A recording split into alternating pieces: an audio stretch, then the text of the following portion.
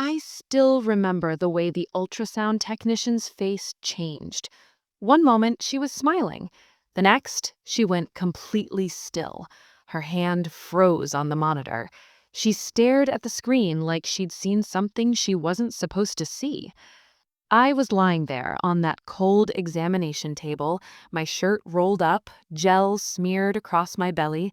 I was 12 weeks pregnant. This was supposed to be the exciting part, seeing our baby for the first time. My husband, Daniel, was supposed to be here with me, but he'd canceled last minute. Work emergency, he said. The technician printed the images without a word. She handed them to me with a strange look in her eyes. Not pity, not concern, something else, something I couldn't name. When I got home, Daniel was sitting at the kitchen table. The ultrasound photos were still in my hand. I was smiling. I thought maybe this would fix things between us. Maybe a baby would bring back the man I married. But when he saw those pictures, his face went white. And then he said the words I never thought I'd hear. "Emily, I want a divorce." I didn't cry, I didn't scream. I just stood there, holding the proof of our child, and asked him why. What he told me next shattered everything I thought I knew about my life. Let me take you back to the beginning, back to when things were still good. I met Daniel Harper 6 years ago at a coffee shop in Portland, Oregon. I was 24, he was 27. I'd just spilled half my latte on my laptop, and he handed me a stack of napkins with the kindest smile I'd ever seen. We talked for 2 hours that day. He was a software engineer. Quiet, thoughtful, the kind of man who listened more than he spoke. I loved that about him. We got married a year later. Small wedding, just close family and friends. His parents, Margaret and Robert, flew in from Boston. My mom came from Seattle. It was simple. It was perfect. For the first 3 years, we were happy. We bought a small house in the suburbs with a blue front door and a maple tree in the yard. Daniel worked from home most days. I taught second grade at a local elementary school. We had date nights every Friday. We talked about having kids someday. But somewhere around year 4, things started to shift. Daniel became distant. He'd spend hours locked in his office. He stopped asking about my day. When I'd try to hold his hand, he'd pull away gently, like I was bothering him. At night, he'd turn his back to me in bed. I told myself it was stress, work pressure. Everyone goes through rough patches, right? Then I found out I was pregnant. It wasn't planned. I was terrified at first, but the more I thought about it, the more it felt like a sign, a chance to reconnect, to become a family. I wanted to tell Daniel in a special way. I bought a little pair of baby shoes and wrapped them in tissue paper. I made his favorite dinner, pot roast with mashed potatoes and green beans, the way his mother used to make it. But when I gave him the box, he barely looked at it. He opened it slowly, saw the shoes, and his expression didn't change. "You're pregnant," he said, flat, no emotion. I nodded. I waited for him to smile, to hug me, to say something. Instead, he just said, "Okay." That was it. Just, okay. I cried myself to sleep that night. The weeks that followed were worse. Daniel grew even more withdrawn. He started staying late at the office. He'd come home after I was already in bed. Some mornings I'd wake up and he'd already be gone. I tried talking to him. I asked if he was unhappy, if he wanted to see a counselor, if there was something I'd done wrong. He always said the same thing. "I'm fine, Emily, just busy." But I knew better. Something was wrong, deeply wrong. And then came the ultrasound appointment. I'd asked him to come with me, begged really. It was our first chance to see the baby, to hear the heartbeat. I thought maybe if he saw it, saw our child on that screen, something in him would change. He said yes at first, but the morning of the appointment, he texted me. "Can't make it. Something came up at work. Sorry." I went alone. I sat in that dim little room by myself. The technician was a woman in her 50s, kind eyes, short gray hair. She wore scrubs with little ducks on them. "First baby?" she asked as I lay down. "Yes," I said softly. "Exciting," she said with a smile. "Let's take a look." She squirted the cold gel on my stomach and pressed the wand against my skin. The monitor flickered to life, and there it was, a tiny shape, a flutter of movement, a heartbeat. I started crying. I couldn't help it. That was my baby, our baby. But then the technician went quiet. She moved the wand slowly. Her smile faded. She leaned closer to the screen. She zoomed in on something. Her brow furrowed. "Is everything okay?" I asked, my voice shaking. She didn't answer right away. She just kept staring. Finally, she took a breath. "The baby looks healthy," she said carefully, "but there's something else." My heart dropped. "What do you mean?" She hesitated. Then she turned the screen toward me and pointed. "This," she said quietly. "Do you see this here?" I looked. I didn't know what I was looking at, just shapes, shadows, gray and white blurs. "What is it?" I whispered. She printed the images, handed them to me, and then she said something I'll never forget. "You should talk to your husband." I drove home in a fog. My hands were shaking on the steering wheel. The ultrasound photos sat on the passenger seat beside me. I kept glancing at them at red lights, trying to understand what the technician had seen, what she wouldn't explain. "Talk to your husband," she'd said. But why? What did Daniel have to do with something on an ultrasound? When I pulled into the driveway, his car was already there. He was home early. That almost never happened anymore. I grabbed the photos and walked inside. Daniel was in the kitchen, standing by the sink with a glass of water. He turned when he heard me come in. "How did it go?" he asked. His voice was tight, strained. I held up the photos. "The baby's healthy." He nodded, but he didn't smile. He didn't ask to see the pictures. I walked closer. "Daniel, the technician said something strange." His jaw tensed. "What did she say?" "She told me to talk to you." I set the photos down on the counter between us. "She saw something on the ultrasound, something she wouldn't explain. What does that mean?"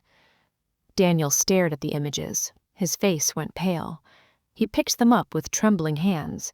He looked at them for a long time, too long. And then he set them down and looked at me with tears in his eyes. "Emily," he whispered, "I'm so sorry." My chest tightened. "Sorry for what?" He took a step back, ran his hands through his hair. He looked like he was about to collapse. "I never wanted you to find out this way," he said. "Find out what?" My voice was rising now, panic clawing at my throat. "Daniel, what's going on?" He closed his eyes, took a shaky breath. "I can't do this anymore," he said. "I want a divorce." The words hit me like a slap. I actually stumbled backward. "What?" I breathed. "What are you talking about?" "I'm sorry," he said again. I can't be a father. I can't do this." I stared at him. My husband, the man I'd loved for 6 years, the man who'd promised to stand by me no matter what. "You're leaving me?" I said, my voice breaking. "Because I'm pregnant?" "It's not that simple," he said. "Then explain it to me. Explain why you're abandoning your wife and your child." He flinched, but he didn't answer. I grabbed the ultrasound photos and shoved them toward him. "This is our baby, Daniel. Our baby. How can you just walk away?" He looked at the pictures again, and this time something in his expression cracked. He covered his face with his hands. "Because it's not just your baby, Emily," he choked out. I froze. What does that mean?" He dropped his hands. His eyes were red. His face was wet with tears. "The ultrasound," he whispered. "It shows twins." My heart stopped. "Twins?" I repeated. He nodded. I looked down at the photos. I didn't understand. Twins. We were having twins. That was shocking, yes, but why would that make him want a divorce? I don't understand, I said slowly. Why does that... Because I can't have children, Emily. The room went silent. I stared at him. What? I'm infertile, Emily, he said, his voice barely audible. I've known since I was 19. I had cancer as a teenager. The treatment, it left me sterile. I can't father children. It's impossible. The floor seemed to tilt beneath me. That's not true, I stammered. You never told me that. You never... I didn't want you to know, he said. I thought maybe it wouldn't matter, that we'd adopt someday, or maybe you'd never want kids. I was a coward, Emily. I should have told you, but I didn't. My mind was racing. Nothing made sense. But if you can't have children, I said slowly, then how am I pregnant? He looked at me, really looked at me, and I saw it then. The pain, the betrayal, the heartbreak. That's what I've been asking myself for 12 weeks, he said quietly. And suddenly I understood. He thought I'd cheated on him. No, I said, shaking my head. No, Daniel, I would never. Then how do you explain it? He said, his voice rising. How do you explain being pregnant with twins when your husband is infertile? I don't know, I cried, but I didn't cheat on you. I swear to God, I didn't. He turned away from me. His shoulders shook. I wanted to believe you. I tried, but the science doesn't lie, Emily. If I can't have kids and you're pregnant, the math doesn't add up. I felt like I was drowning. This couldn't be happening. This wasn't real. Daniel, please, I begged. There has to be an explanation. Maybe the doctors were wrong. Maybe... They weren't wrong, he interrupted. I've been tested 3 times. Once when I was 19, once when I was 25, and again 2 months ago. 2 months ago, right around the time I got pregnant. You got tested because of me? I whispered. He nodded. I needed to be sure. I needed to know if there was any chance, any possibility. His voice broke. I sank into a chair. My legs wouldn't hold me anymore. So you've spent the last 2 months thinking I betrayed you, I said numbly. I didn't want to believe it, he said. But what else am I supposed to think? I looked up at him, my husband, the man I loved more than anything, and I realized he didn't believe me. He didn't trust me. After 6 years of marriage, after everything we'd been through, he thought I'd slept with someone else. Get out, I said quietly. He blinked. What? Get out of this house, I said, my voice trembling. If you think I'm capable of that, if you think I'd lie to you, then I don't want you here. Emily, get out. He stared at me for a long moment. Then he grabbed his keys from the counter and walked toward the door. He paused in the doorway, turned back. I'm staying at a hotel. My lawyer will contact you. And then he left.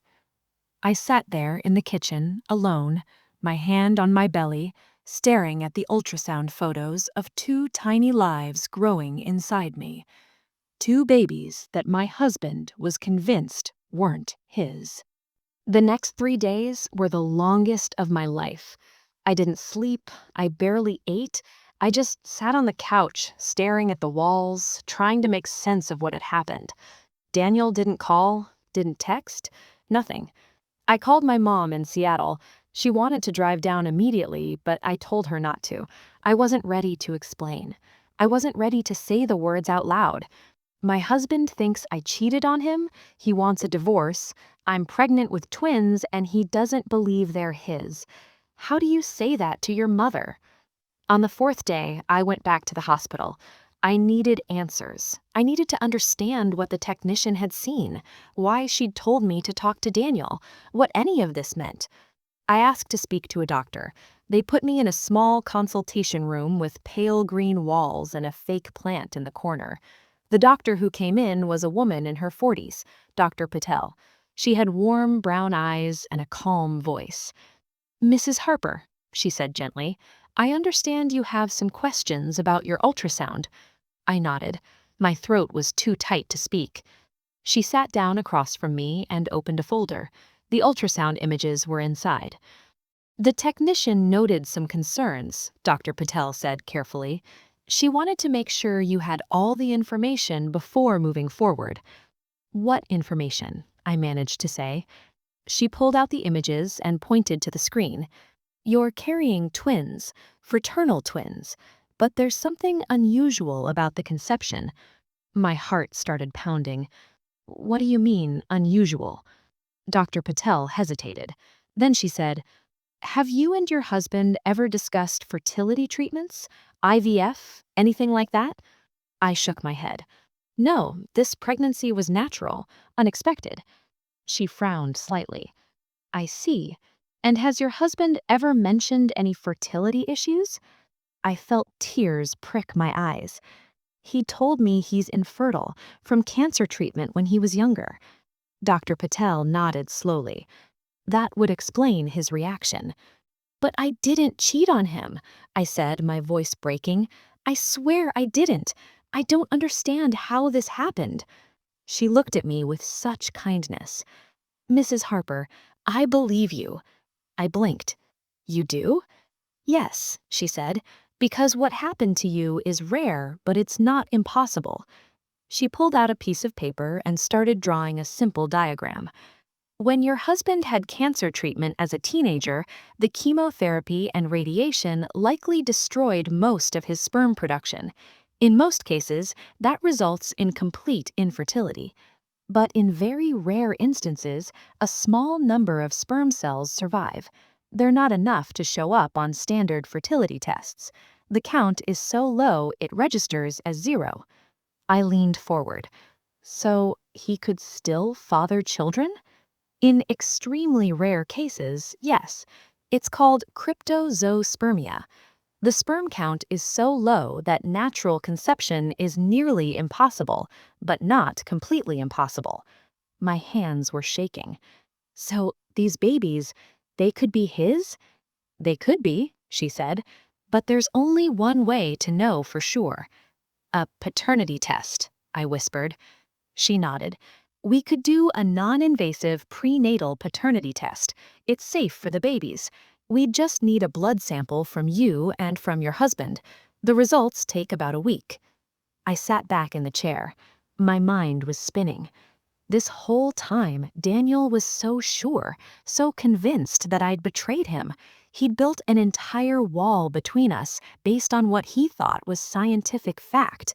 But what if he was wrong? What if these babies were his? What if this was a miracle? "I want the test," I said firmly. Dr. Patel smiled. "I'll set it up. But, Mrs. Harper, you'll need your husband's consent and his DNA sample." My heart sank. Daniel wasn't speaking to me. He was staying at a hotel. He'd already contacted a lawyer. How was I supposed to convince him to take a paternity test when he'd already made up his mind? I tried calling him that night. He didn't answer. I sent him a text. "Daniel, please, I need to talk to you. It's important." No response. I sent another one. "There's a medical explanation. The doctor said you could still be the father. Please, just hear me out." Nothing. I called his mother, Margaret, in Boston. She answered on the third ring. "Emily, sweetheart, how are you?" I started crying the moment I heard her voice. "Oh, honey," she said softly. "Daniel told you. I'm so sorry." "He told you?" I said through my tears. "He said you're separating, that there were complications." I closed my eyes. Of course he'd told them, but what version had he told them? "Margaret," I said carefully, "did he tell you why?" There was a long pause. "He said the pregnancy was unexpected, that there were questions about paternity. So he'd told him he thought I cheated on him. I didn't cheat on him. I swear on everything, I didn't." "I believe you, Emily," Margaret said gently. "I know you. I know the kind of person you are." I let out a sob. "Then please, please help me. I need him to take a paternity test. The doctor said there's a rare condition that he could still be the father, even though he's infertile.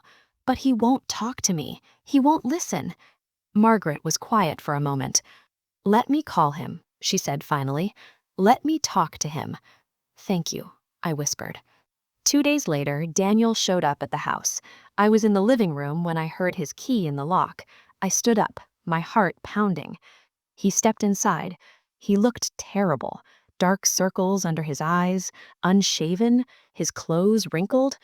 "My mom called," he said flatly. I nodded. "I asked her to." He closed the door behind him.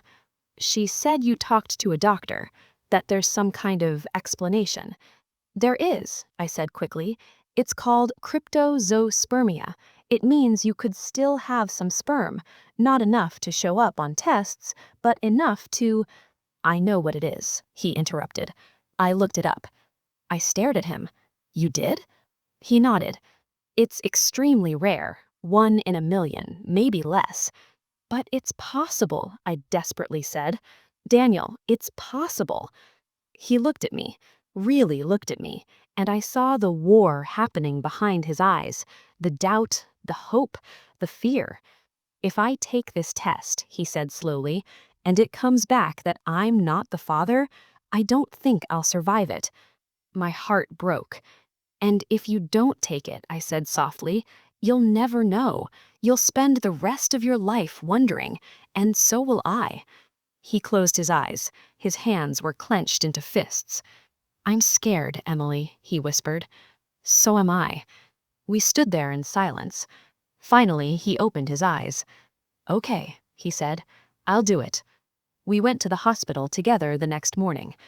Dr. Patel took my blood first, then Daniel's. The whole process took less than 20 minutes. Results in 7 to 10 days. 7 to 10 days. A week of waiting. A week of not knowing. Daniel and I walked out of the hospital together. We stood by our cars in the parking lot. "Where are you staying?" I asked quietly. "Still at the hotel," he said. I nodded. I wanted to ask him to come home, to wait with me, but I couldn't. Not yet. "I'll call you when the results come in," I said. He looked at me one more time, and for just a second, I saw a flicker of something in his eyes. Hope. "Okay," he said. And then he got in his car and drove away. The waiting was torture. Every morning I woke up hoping today would be the day. Every time my phone rang, my heart would leap into my throat. But days passed, and nothing. I went to work. I smiled at my second graders. I read them stories and helped them with their math worksheets. But inside, I felt like I was falling apart. At night, I'd lie in bed with my hand on my belly, feeling the tiny flutters of movement. 2 little lives growing inside me. 2 babies who deserved a father. I thought about Daniel constantly, wondered if he was okay, if he was eating, if he was sleeping. I wanted to call him, but I didn't. We'd agreed to wait for the results.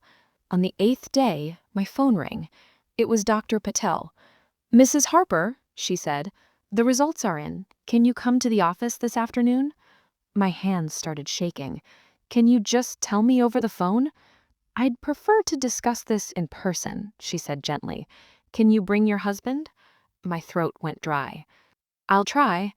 I hung up and immediately called Daniel. He answered on the first ring. "The results are in," I said, my voice trembling. "Dr. Patel wants to see us this afternoon, 2 o'clock." There was silence on the other end. "Okay," he said finally. "I'll be there." We met in the hospital parking lot at 1:55. Daniel looked just as terrified as I felt. We walked into the building together, side by side, but not touching, not speaking. Dr. Patel was waiting for us in the same consultation room. She smiled when we came in, but it was a careful smile. We sat down. Daniel's leg was bouncing. I could hear my own heartbeat in my ears. Dr. Patel opened the folder on her desk. "Thank you both for coming," she said. "I know this has been a difficult time." "Just tell us," Daniel said, his voice rough. "Please." She nodded. She pulled out a sheet of paper and slid it across the desk. "The paternity test results," she said quietly. I couldn't bring myself to look. I stared at Daniel instead. He picked up the paper. His hands were shaking so badly the page rattled. He read it once, twice, and then his face crumpled. He dropped the paper and covered his face with both hands. His shoulders shook. My heart stopped. I thought he was crying because the babies weren't his, because I'd lost him forever.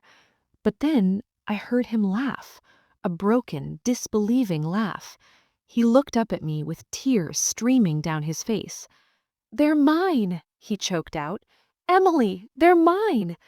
I grabbed the paper with shaking hands. There it was, in black and white. Probability of paternity, 99.98%. I started sobbing, deep, gasping sobs that came from somewhere so deep inside me I didn't know it existed. Daniel reached across the space between us and grabbed my hand. He held it so tight it hurt. "I'm so sorry. God, Emily, I'm so sorry," he whispered. Dr. Patel quietly stood up and left the room, giving us privacy. Daniel pulled me into his arms. We clung to each other like we were drowning. "I should have trusted you," he said into my hair. "I should have believed you. I'm so sorry." "You didn't know," I said through my tears. "You thought it was impossible." "That's no excuse," he said. "I gave up on us. I gave up on you, and you did nothing wrong." We stayed like that for a long time, holding each other, crying, letting all the pain and fear and heartbreak pour out. Finally, Daniel pulled back and looked at me. "I want to come home," he said, "if you'll let me." I nodded, unable to speak. He pressed his forehead against mine. "I'm going to be a father," he whispered. I never believed." "You're going to be a father," I said softly, "of twins." He laughed again, a real laugh this time, full of wonder and joy. "Twins," he repeated. "My God." We drove home together that day. Daniel followed me in his car, and when we pulled into the driveway, he parked and just sat there for a moment, staring at our house, our home. He got out of his car and walked up to the front door. I unlocked it, and we stepped inside together. Everything looked the same, but everything felt different. Daniel set his bag down in the hallway. He looked around like he was seeing the place for the first time. "I missed this," he said quietly. "I missed you." I took his hand. "I missed you too." We spent the evening on the couch, talking, really talking, for the first time in months. Daniel told me everything. About the fear he'd carried since his cancer diagnosis at 19, about being told he'd never have biological children, about the shame and the grief he'd buried deep down. "I thought I'd made peace with it," he said. "But when you got pregnant, all that fear rushed back. I thought the universe was punishing me, showing me what I could never have." I squeezed his hand. "You should have told me about the infertility before we got married." "I know," he said. "I was scared you'd leave, that you'd want someone who could give you a family." "I wanted you," I said. "I still want you." He kissed my forehead. "I'll spend the rest of my life making this up to you." The months that followed were healing. Daniel came with me to every doctor's appointment, every ultrasound. He was there when we found out we were having a boy and a girl. He cried when he heard their heartbeats. He talked to my belly every night before bed. He painted the nursery himself. Soft yellow walls with white clouds, 2 cribs, 2 rocking chairs. His parents flew out from Boston when I was 7 months along. Margaret hugged me so tight I could barely breathe. "I knew," she whispered in my ear. "I knew you were telling the truth." Robert shook Aniel's hand and said, "You're going to be a great father, son." My mom came too. She stayed with us for 2 weeks, helping us get ready. She taught Daniel how to change diapers on a stuffed bear. They laughed together in the nursery while I watched from the doorway. Everything started to feel whole again. I went into labor on a Tuesday morning in early March. It was raining, a soft, steady drizzle that tapped against the windows. Daniel drove me to the hospital, holding my hand the entire way. 16 hours later, our daughter was born, Lily Ann Harper, 6 pounds 2 ounces. 12 minutes after that, our son arrived, James Daniel Harper, 5 pounds 11 ounces. They were perfect. When the nurse placed Lily in my arms and James in Daniel's, I looked over at my husband. He was staring down at his son with tears streaming down his face. "Hi, buddy," he whispered. "I'm your dad." And I watched him fall in love. Those first few weeks were chaos. Sleepless nights, endless diapers, 2 babies crying at once. But Daniel never complained. He was up every night with me. He learned to feed them, burp them, soothe them. One night, when the twins were 3 weeks old, I found him in the nursery at 2 a.m. He was sitting in one of the rocking chairs holding both babies, one in each arm. He was singing softly, a lullaby his mother used to sing to him. I stood in the doorway and watched. This man, this beautiful, broken, healed man. He looked up and saw me, smiled. "Couldn't sleep?" I whispered. "Didn't want to," he said. "I just wanted to hold them." I walked over and sat in the other rocking chair beside him. "I almost lost this," he said quietly, looking down at our babies. "I almost threw it all away because I was too scared to believe in miracles." "But you didn't," I said. "You came back." He looked at me. "Because you fought for us. You didn't give up." "Neither did you," I said. "You were just scared." He nodded. "I'll never take this for granted. Any of it. You, them, this family. It's a gift I never thought I'd have." That was 2 years ago. Today, Lily and James are running around our backyard, chasing each other through the grass. Lily's laughing. James is trying to catch a butterfly. Daniel's sitting on the porch steps, watching them with that same look of wonder he had the day they were born. I'm standing in the kitchen, looking out the window at my family. Sometimes I still think about that day in the hospital, the day the ultrasound technician's face changed, the day Daniel asked for a divorce, the day I thought my world was ending. I think about how close we came to losing everything, how fear almost destroyed us, how doubt almost won. But it didn't, because we chose to fight. We chose to trust. We chose to believe that maybe, just maybe, impossible things could happen. Daniel walks into the kitchen and wraps his arms around me from behind. He rests his chin on my shoulder. "What are you thinking about?" he asks. "How lucky we are," I say softly. He kisses my cheek. The luckiest. Outside, Lily trips and falls. She starts to cry. Daniel immediately heads toward the door, but James gets there first. He helps his sister up, brushes the dirt off her knees, and gives her a hug. Daniel stops and watches them. His eyes fill with tears.